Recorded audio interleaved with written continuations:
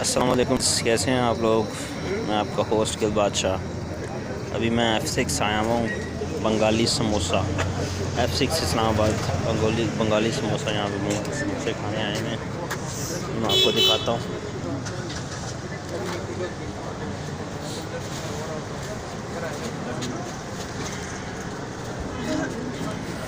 यहाँ पे बड़ा रश होता है, बहुत ज़्यादा रश होता है। यहाँ पे बड़ी बड़ी दूर से लोग आते हैं यहाँ पे खाने के लिए। ये देखिए,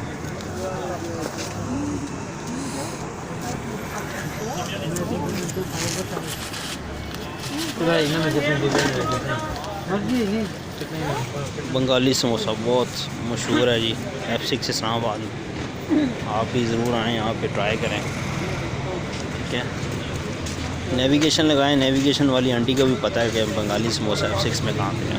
ठीक है, चलें।